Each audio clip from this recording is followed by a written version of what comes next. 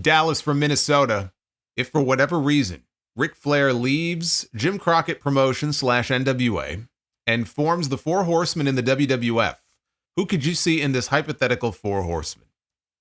You know, the Four Horsemen, it would not have worked as well in WWE. I can't say it wouldn't have worked at all. I don't think it would have worked, but I can't say it would not have worked at all.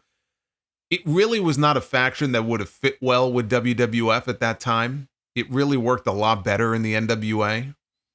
But Flair and Ted DiBiase, they were very good friends. I think DiBiase, not doing the cartoony $1 Million Man gimmick though. That's the thing. Like like Mr. Perfect and the $1 Million Man. Like, I don't think that a Horseman faction, if they're doing those cartoonish gimmicks, works. It would have to be DiBiase. It would have to be Kurt Hennig. Like, those guys would have made great Horsemen back then. I think someone like Paul Orndorff could have been interesting as a choice. He could have been the power of the group. It depends on the timeline here. We're talking mid-'80s, late 80s. I think Bobby Heenan could have been in the role of J.J. Dillon. If you're talking late 80s, Arn and Tully, they were already there working as the Brainbusters. So Flair could have reformed the Horsemen with most of the key players and then just add one more guy in like Hennig or maybe Rick Rude, you know, and again, put Bobby with them and there you go. You got a WWE version of the Four Horsemen. But I just don't think it would have worked for more than maybe a year. I mean, Vince would have fed them to Hogan, and I think that would have been the end of it. Plus, he marketed the product to kids, so many of those Flair promos and those Horseman promos would have been neutered. It just wouldn't have been the same. Clark from Medicine Hat, Alberta, Canada. I remember you saying that you disliked the WWF so much in 1995 to the point that you nearly gave up on being a fan. Which leads me to asking you this. What do you think was the worst year for WWE of the two, 1995 or 2009? For me, it was 2009 because that's when they started having those stupid celebrity guest hosts, when the PG era was in full effect, the beginning of those stupid gimmick pay-per-views, and DX's failed final run. It's reasons like that why I gave up on WWE the following year because of how terrible 2009 was. In 95, at least, Owen Hart and Yokozuna were the best tag team that year. Well, I mean, that says it all, doesn't it? When Owen and Yokozuna are the best tag team in the entire company, that's not exactly a great endorsement of the tag team division or a great argument to make in favor of that year. I'm just saying. Bret Hart continued to have great matches against guys like Hakushi, Jean-Pierre Lafitte, Diesel, and the Bulldog, as well as his no-holds-barred match with Owen on Raw, which I think is the most underrated no-holds-barred match ever. So what you're saying is that Bret was the only shining light that year. I'm glad you said it. If I said it, people would roll their eyes. I'm glad you said it, not me. He says Razor Ramon and Shawn Michaels had another classic ladder match. In Your House started out that year, which eventually paved the way for them to create their future B pay-per-view names in the Attitude Era. 1995 to me was just a bump in the road for the WWF.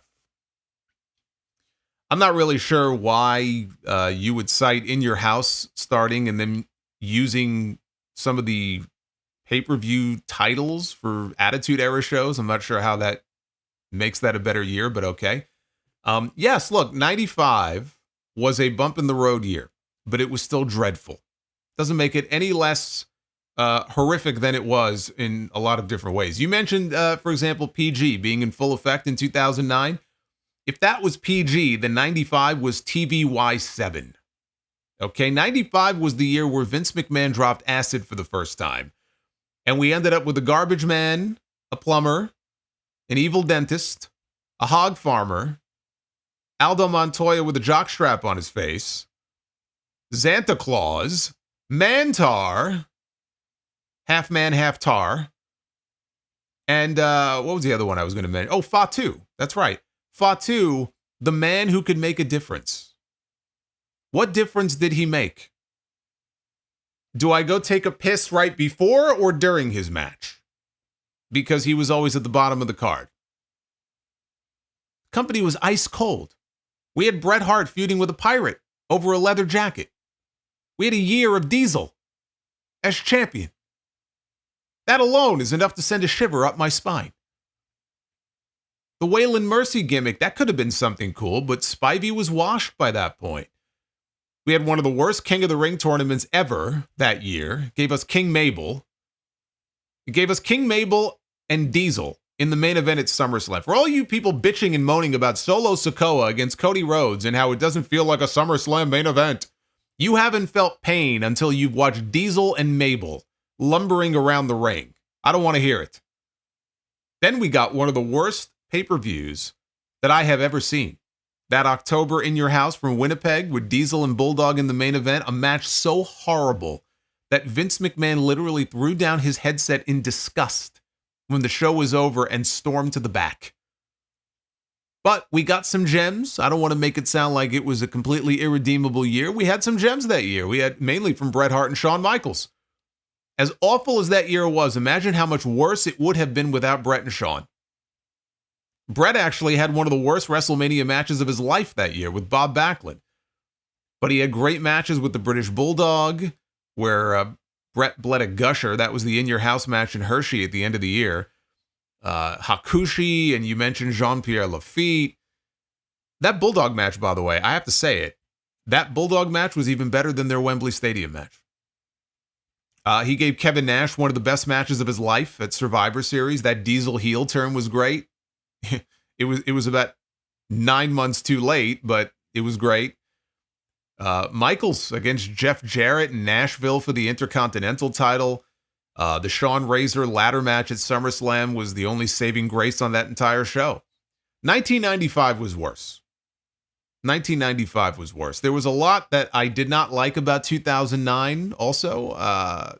Really, I'll be honest with you, a lot of those early years after I started doing the sound off, like I look back on those years now, like 2009 and 2010, and they weren't great. They really weren't, and a lot of them blend together for me. They don't really stand out. Now, as I recall, though, about 2009, SmackDown was not bad. It was mostly Raw that was crap, especially with all the guest host stuff. For every Bob Barker or Jesse Ventura, there were half a dozen terrible ones. The DX reunions, they all sucked. Every single one of them sucked. I never liked them. I didn't like it in 2006. I didn't like it in 2009. They were just watered down versions of what DX used to be. Like the first two iterations of DX, the original, and then when Triple H took over in 98, they brought in X-Pac and the Outlaws. Like that was DX at its best. Everything that followed, like again, from 06 on, all those reunions and the glow sticks and everything, it was just to sell merch. That was it. They had the one segment where they distorted Vince McMahon's voice and everybody laughed at him. That was kind of funny. But, outside of that, I can't think of a single moment from those last two DX runs that I remember fondly or really give a shit about. But 2009 gave us one of the greatest WrestleMania matches of all time with Shawn Michaels and The Undertaker. The CM Punk Jeff Hardy stuff was really good. That was on SmackDown. The Jericho Mysterio stuff was really good. So it was a stronger year than 95. I can safely say that.